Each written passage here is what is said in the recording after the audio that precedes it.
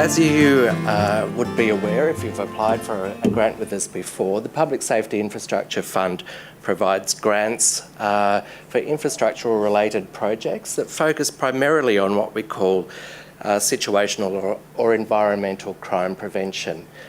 That could include a range of streetscape and amenity related projects focusing on the reduction of crime as well as supporting safe behaviour in public spaces. And that might include the removal of entrapment points, for example. It could include the enhancement of amenity in a public space to encourage greater usage of that area. Or it could include improving natural surveillance and design of a public space. We can also cover a range of physical security measures through the grant. So that includes things like lighting systems or the use of perimeter fencing or security equipment to actually target hardened community facilities. Now, one of the more popular aspects of our program is obviously the CCTV aspect, and a lot of projects focus on CCTV, whether that's implementing a new system or whether it's expanding an existing system within your municipality. In order to be eligible for funding under the grants program, however, CCTV does need to be focused on public spaces.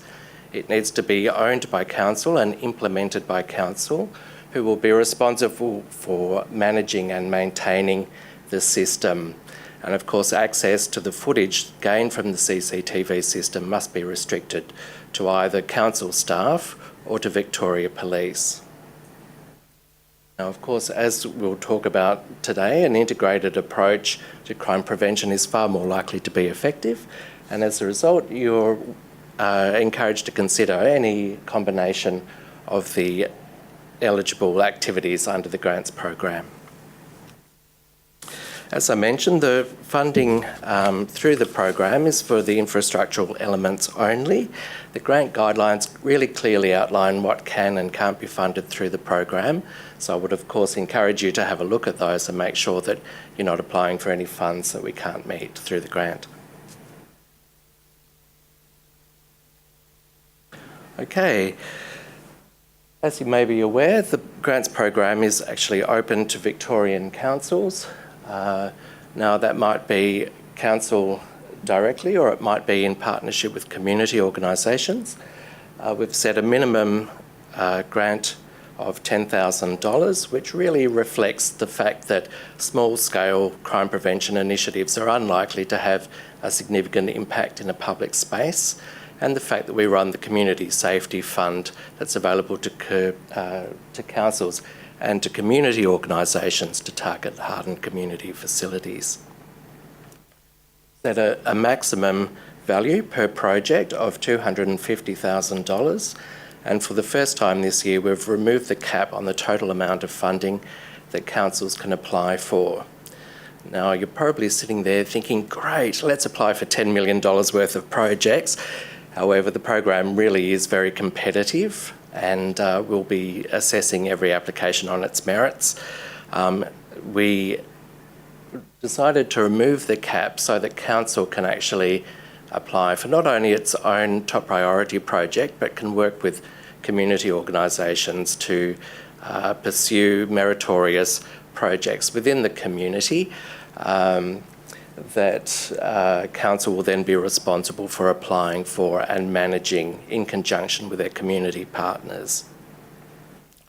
If you are looking to apply for funding through the grant for projects that are focused on non-council owned assets, we do require that those community facilities are widely used and freely accessible to the broader community.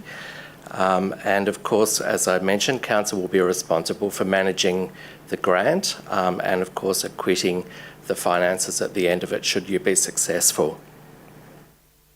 Projects must be completed by the 30th of May 2019. As mentioned there, we do require a co-contribution, and we've set the co-contribution to reflect the varying capacity of both metropolitan and regional councils. Now, the co-contribution is measured as a percentage of total project cost, not of the grant amount requested. Now, with your co-contribution, you may include both infrastructural and non-infrastructural costs, and we ask that no more than 50% of the co-contribution be comprised of in-kind contributions such as project management, vegetation removal, etc. If you have applied with us before, you'll know that all applications are submitted online via a platform called Smarty Grants. Now, you'll need to have your application into us by no later than really 3:59 p.m. on the 25th of September. Don't leave it to the last minute because we won't be able to accept and you won't be able to submit your late applications.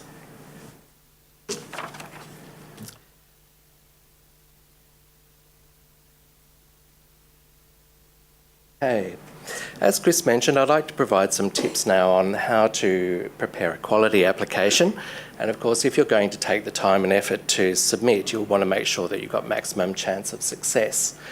It probably goes without saying, but I'll say it anyway, that you should really read and fully address the selection criteria that are outlined in the grant guidelines. Those selection criteria are what we use to assess the merit of your proposal, and they focus on 4 key aspects, including the demonstration of need for your project, what your project aims to achieve and deliver, how your project will be delivered, and also who is involved. There are some additional considerations that we'll take into account at the end of the assessment process, and they include things like ensuring a geographical spread of projects across Victoria, looking at whether or not your council has received previous funding through the grants program and how well you may have managed that project. Now, one of the main reasons we've asked Anthony and Fiona along today is to help you to better understand the sort of problem-solving approach that we're looking for when we're looking at your application. And of course, they'll go into far more detail than I can here, so I'll leave it to them. What I will say, however, is collecting your baseline data now will really help you to demonstrate need, and it will also support your evaluation further down the track if your application is successful. I mentioned before that an integrated approach to crime prevention is likely to be far more effective than a singular response. And so we'll be looking at how well the various aspects of your project complement each other to deliver the outcomes and the outputs that you've identified in your application.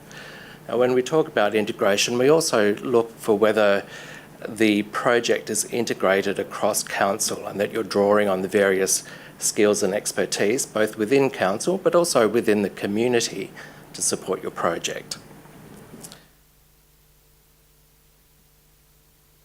The evaluation of your of any previous projects that you've run can also help you to demonstrate that a localised response works effectively in your local community.